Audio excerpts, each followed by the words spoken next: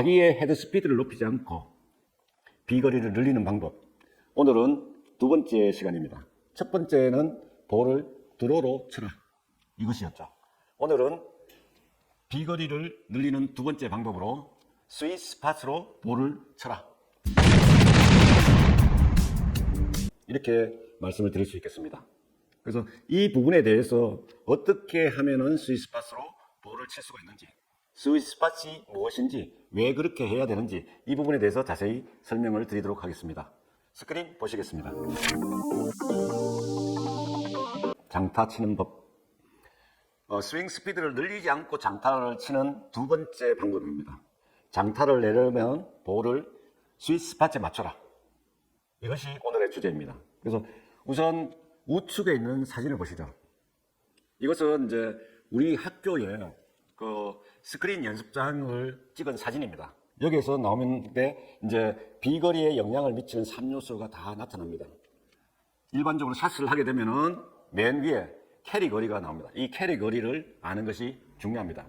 134, 아마 7번으로 볼을 친 것 같습니다.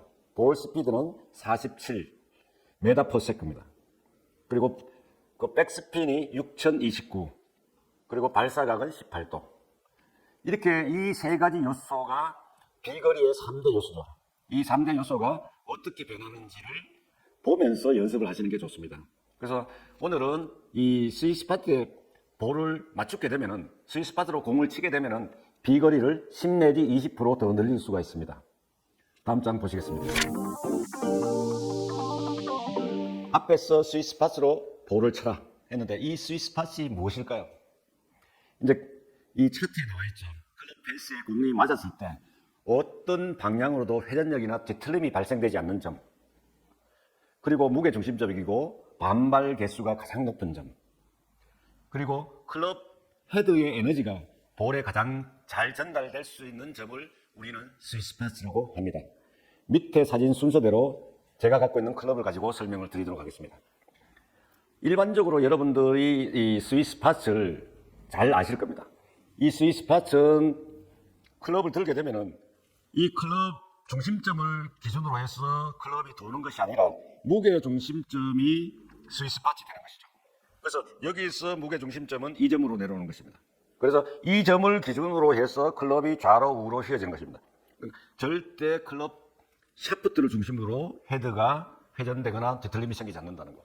이거를, 이 점이 무게 중심점이고 스위스 팟 점이 되는 것이죠. 그게 이제 옆으로 보시면은 요 가운데 점이 되는 것입니다. 그래서 나중에 어떤 스위스 팟을 못 맞추게 되면은 어떤 부위로 공을 치면은 비거리를 더 유리하게 가져갈 수 있을까, 이 부분에 대해서 설명을 드리겠습니다. 드라이버를 말씀을 드렸고요.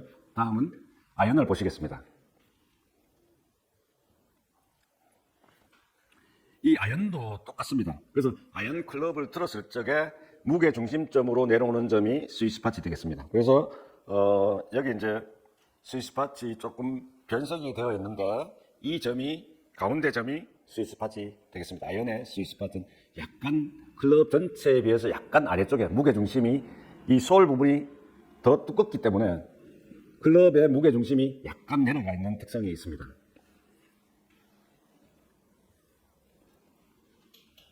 다음은 우드입니다. 이 우드는 스위스 팟은 똑같습니다. 그래서 사진에서 나오는 것처럼 스위스 팟은 클럽의 가운데가 되는 것이죠. 가운데가 되기 때문에 이 점으로 공을 치게 되면은 비거리를 10 내지 20%를 높일 수가 있다, 비거리를 늘릴 수가 있다, 이렇게 생각하시면 되겠습니다. 다음은 이제 퍼터가 되겠습니다. 퍼터의 스위스 팟에 대해서 말씀을 드리겠습니다. 이 퍼터의 스위스 팟은 다른 클럽에서보다 더 중요하다고 할 수가 있습니다. 그래서 이 퍼터의 스위스 팟의 점은 클럽의 중심점 중간이 아니고 클럽 샤프트가 붙은 점도 아닙니다. 그래서 여기서 클럽을 가볍게 들었을 때 무게 중심으로 떨어지는 점이 스위스 팟이고, 이것이 지금 흰 선으로 그어져 있습니다. 그래서 이 공을 퍼팅을 할 적에 이 스위스 팟으로 공을 정확하게 맞춰야 공의 방향이 다르게 간다는 것이죠. 그래서 데이브 펠츠 스코어링 게임 스쿨에 가게 되면 맨 처음에 이 티그자형 잘 보십니까? 디귿자형으로 생겨 양쪽이 디귿자로 이제 올라와 있죠. 이렇게 올라와 있는 이것으로 해서 볼을 타격하는 연습을 합니다. 그래서 이 스윗스팟 위치를 조금만 벗어나서 공이 맞게 되면 공의 방향이 급격하게 휘어지는 거예요. 그래서 스윗스팟으로 볼을 치는 연습을 시킵니다. 이 퍼터에서 스윗스팟으로 공을 치는 게 굉장히 중요하다. 공을 똑바로 보낼 수 있는. 그래서 약간만 틀어져도 스윗스팟에 안 맞는 거죠.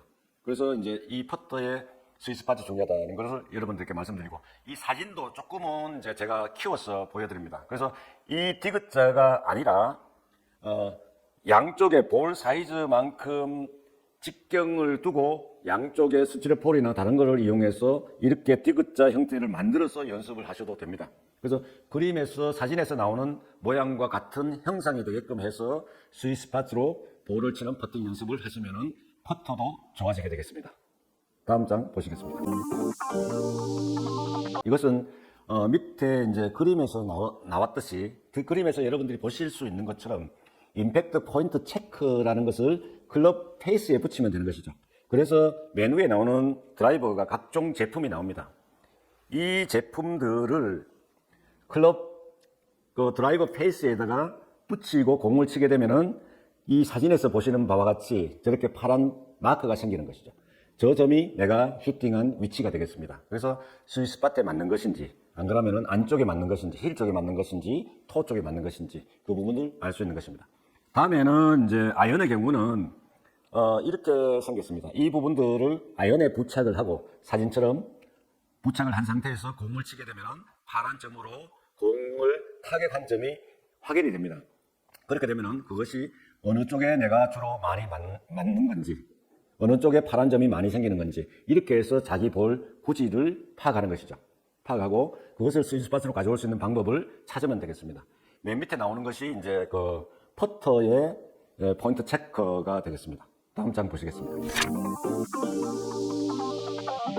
드라이버의 경우에 스윗스팟에 볼을 맞출 수가 없다면, 스윗스팟으로 볼을 칠 수가 없다면 어떤 부위로 치는 것이 유리할까요? 물론 요즘은 이제 고반발 드라이버가 출시가 되면서 스윗스팟이 넓어지고, 그리고 반발 개수도 높아지면서 이 좀 사이드에 맞아도 볼이 똑바로 가고 멀리 가는 이런 특성이 있습니다만, 일반적으로 정규적인 드라이버를 가졌을 때 제가 들고 나왔는데요. 이 부분을 이제 드라이버 클럽 페이스를 4등분해서 한번 보시죠. 4등분해서 우선은 아래 위로 가운데를 선을 잘랐을 때 위쪽으로 맞는 것이 일반적으로 그 볼 스피드의 감소가 적습니다. 그리고 이 위쪽으로 맞는 것이 백스핀이 적게 걸리는 거죠. 그래서 이 아래쪽에 맞게 되면은 이 볼 스피드의 그 감소도 심하고, 이 전체적으로 백스핀도 많이 걸리면서 불리하다, 이렇게 생각을 하시면 되겠습니다. 가능하면은 볼을 클럽 페이스 위쪽으로 쳐라. 그래서 일반적으로 티가 약간 높게 하는 것이 비거리에 도움이 된다, 이렇게 이제 말씀을 드릴 수 있겠고요. 그 다음에 이거를 좌우로 해서 잘랐을 때 그러면은 힐 쪽이 좋으냐 토 쪽이 좋으냐, 이렇게 했을 때 이 그림에서 나타나는 것은 가장 최악은 이 힐 쪽 아랫부분이 마이너스 9로 가장 나쁜 상태가 되겠습니다. 이 부분에 공이 맞게 되면 볼 스피드가 상당히 나빠지게 되는 것이죠. 상대적으로 이 대각선으로 올라와서 위쪽에 토 쪽으로 맞게 되면 볼 스피드를 많이 낼 수가 있다, 상대적으로. 그래서 스윗스팟 때 못 맞춘다면 토 쪽으로 치는 게 상대적으로 유리하다. 그래서 이 그림에서 빨간 점으로 나타나 있는 것은 스윗스팟을 벗어나서 약간 위쪽이고 약간 앞쪽, 이 부분이 스윗스팟으로 해서 비거리를 가장 많이 나타낸다는 클럽도 있습니다. 그래서 가능하면 스윗스팟으로 맞췄고 약간 토 쪽으로 위쪽 상단을 공략 지점으로 해서 볼을 치게 되면은 여러분들도 비거리를 늘릴 수 있다, 이렇게 보시겠습니다. 그래서 일반적으로 그 볼 스피드가 1마일이 떨어지면은 2야드 정도의 거리가 편차가 생기는 것입니다. 그렇게 생각을 하시면은 일반적으로 그 마이너스 9 같으면은 스윗스팟에 맞는 것보다 약 한 20야드 정도의 거리 손실을 본다, 이렇게 생각을 하시면 되겠습니다. 다음 장 보시겠습니다. 여러분들 고반발 드라이버, 고반발 클럽, 이런 이야기를 많이 들어보셨죠? 클럽의 반발 개수, COR이라고 하는데 이 반발 개수가 의미하는 바가 무엇일까요? 에너지 손실이 가장 적고 그 에너지 유지가 가장 잘 되는 것을 측정하는 것은 두 물체가 부딪혔을 때 일어나는 현상입니다. 에너지가 어떻게 방출이 되느냐, 유지되느냐, 손실되느냐 이런 부분들을 나타내는 것이 반발 개수입니다. 그래서 미국 골프 협회와 영국 골프 협회에서 골프 룰을 만드는데 거기서는 이 반발 개수를 드라이버의 경우 일반 채든 드라이버든 간에 0.83을 기준으로 해서 그 이상이 되는 클럽은 그 부적격한 클럽으로 간주가 됩니다. 0.83이라는 것은 1m에서 떨어뜨렸을 때 1m로 다시 올라오면은 1이 되는 거고 83cm가 바운스 돼서 올라오는 것을 0.83이라고 보는 거죠. 반발 개수가 굉장히 큽니다. 그래서 이 반발 개수가 그 볼 비거리하고 어떤 상관관계가 있느냐 하면은 밑에 나와 있습니다. 0.01이 높아지면은 이때 이제 스윙 속도가 중요합니다. 스윙 속도가 100마일을 기준으로 했을 때 이야기입니다. 0.01이 높아지면은 4.2야드의 거리가 증가되는 것이죠. 그래서 0.83이 기준인데 고반발 클럽을 예를 들어서 0.93 고반발 클럽을 가졌다. 이렇게 되면은 약 한 40야드의 거리가 많이 나게 되는 것이죠. 물론 이거는 100야드의 클럽, 100마일의 클럽 헤드 스피드를 가지는 사람입니다. 그래서 클럽 스피드가 떨어지게 되면은 결국은 이 그 반발 개수 차이에 의한 비거리 차이도 줄어들게 되는 것이죠. 그래서 여러분들이 아마추어시고 그러니까 시니어 골퍼라면은 뭐 고반발 클럽을 사용하시는 것도 나쁘지 않습니다. 네, 다음 장 보시겠습니다. 네, 어떻게 하면 스위스 파스로 공을 칠 수 있을까? 그것을 알아야 연습을 하고 그렇게 스위스 파스로 볼을 치면서 비거리를 늘릴 수가 있는 것이죠. 그래서 아래 그림을 사진을 한번 보시죠.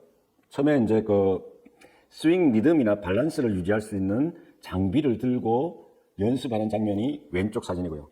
오른쪽 사진은 일반 클럽을 들고 숏게임 할 적에 텔레비 화면을 통해서 여러분들이 많이 보셨던 장면들이 되겠습니다. 그래서 가장 중요한 것은 스윙 리듬이나 몸의 균형, 밸런스를 잡는 것입니다. 스윙 중에 내가 몸이 흔들린다든지 그렇지 않고 백스윙과 다운스윙의 속도가 3대1이 아니고 백스윙이 빠르게 올라갔다가 클럽이 빠르게 내려온다든지 이렇게 되게 되면 스위스 파스로 공을 치기가 되게 어렵습니다. 그래서 여러분들이 스위스 파스로 공략을 하려면은 스윙 리듬을 일정하게 하고 몸의 균형을 잘 잡아야 된다. 이렇게 생각하시면 되겠습니다. 다음 장 보시겠습니다. 다음은 스위스 파스로 이제 공을 치신다. 그러니까 스위스 파스로 친다는 것은 임팩트를 정확하게 할 수 있는 것이죠. 그래서 클럽을 짧게 잡게 되면은 문제점이 뭐라고 얘기를 했습니까? 스윙 아크가 적어지는 단점이 있다. 또는 클럽의 샷부터의 유연성이 떨어지는 문제가 있다. 이거는 물론 이제 기성 제품을 짧게 잡았을 때 얘기입니다. 짧게 잡는 것을 습관화해서 클럽을 자기에 맞게끔 피팅 클럽을 주문 생산해서 클럽을 받는다면 다르겠습니다만 이 두 가지 장점이 있지만 짧게 잡으면은 공을 정확하게 칠 수가 있는 것이죠. 그래서 일반적으로 필드에서 라이 상태가 공이 놓여 있는 상태가 나쁘다, 땅이다, 맨 땅이다. 그렇지 않으면은 디봇에 들어가 있다. 공에 놓여 있는 위치 상태가 나쁠 때는 몸을 조금 가깝게 다가서고 클럽을 내려잡는 것이 실수를 적게 하는 방법이 되겠습니다. 그래서 클럽을 짧게 잡으면은 정확한 임팩트에 유리하고 스위스 파스로 공을 칠 수 있다. 이렇게 말씀드릴 수 있겠습니다. 다음 장 보시겠습니다. 스위스 파스로 공을 맞출 수 있는 비법. 마지막입니다. 세 번째. 밑에 사진을 보시면은 많이 보신 사진이죠. 예전에 여러분들이 이제 이 사람의 스윙을 보셨을 겁니다. 그래서 누구죠? 모예 노만. 세상에서 가장 공을 바르게 치는, 똑바로 치는, 방향을 정확하게 치는 사람이 누구다? 모예 노만입니다. 우선 영상을 다시 한번 보시겠습니다.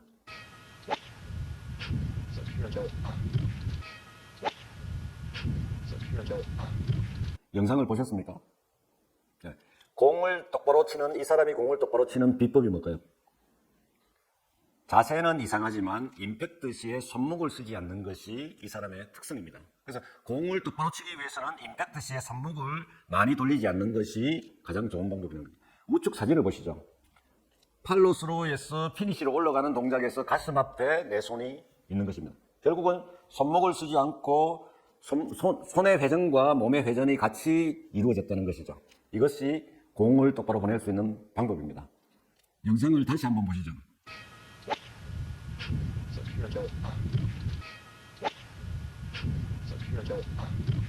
네. 임팩트 시에 손목을 돌리지 않는 것을 여러분 보셨습니까? 그것이 공을 정확하게 칠 수 있는, 임팩트를 정확하게 가져가고 스위스파스로 공을 칠 수 있는 좋은 방법이 될 것입니다. 여러분들 기억하시기 바랍니다. 오늘 강의 어떠셨습니까? 오늘은 이제 자기 스윙 스피드를 늘리지 않고 비거리를 늘리는 방법 두 번째 강의 시간이었습니다. 첫 번째는 드로우볼을 쳐라.